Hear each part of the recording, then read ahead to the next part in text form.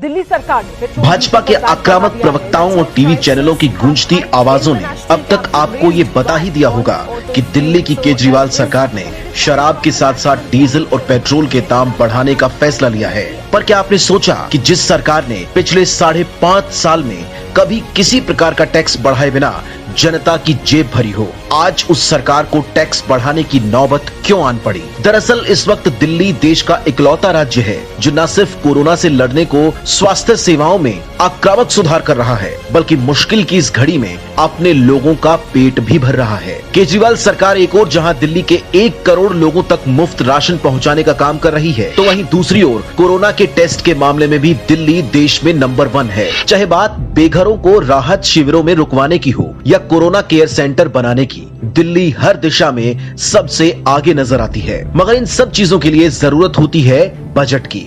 जहां हर साल अप्रैल के महीने में दिल्ली सरकार का रेवेन्यू 3400 करोड़ रुपए आता था, तो वहीं इस बार लॉकडाउन के चलते ये मात्र 323 करोड़ रुपए ही आ पाया है। इस मुश्किल समय में केंद्र सरकार जहां देश के 27 राज्यों को 17,000 करोड़ की मदद मुहैया करा रही है, वहीं दिल्ली के लिए केंद्र की सरकार के पास एक पैसा भी नहीं है।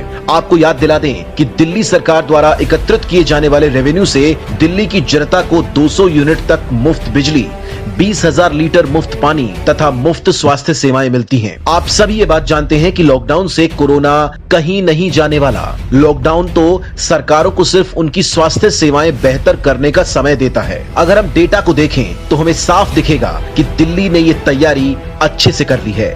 जहां एक ओर कोरोना संक्रमित मरीजों की संख्या के मामले में दिल्ली देश में तीसरे पायदान पर है, वहीं कोरोना से जाने वाली जानों के मामले में दिल्ली का स्थान 9वां है। कोरोना से ठीक होने वाले मरीजों की संख्या की बात करें तो यहां भी केरल के साथ दिल्ली देश में सबसे बेहतर प्रदर्शन कर रही है। दिल्ली सरकार ने मजदूरों, ऑटो तथा ई रिक्शा चालकों को 5,000 रुपए प्रति माह की सहायता राशि देने के साथ विकलांगों, बुजुर्गों, विधवाओं की पेंशन को दोगुना करने का काम भी किया है। यही नहीं, जो काम एमसीडी के थे वो भी केजरीवाल सरकार ही कर रही है। हमें हर रोज आम आदमी पार्टी के विधायक जापानी मशीनों के द्वारा सड़कों का सैनिटाइजेशन करते नजर आ जाते हैं। अब आप खुद सोचिए, क्या इन मुश्किल हालातों में जब हमें अपने गरीबों का ध्यान रखने के साथ साथ स्वास्थ्य व्यवस्थाओं को दुरुस्त करना है, तब 5.5 सालों में पहली बार टैक्स बढ़ाने का फैसला गलत कैसे हो सकता है?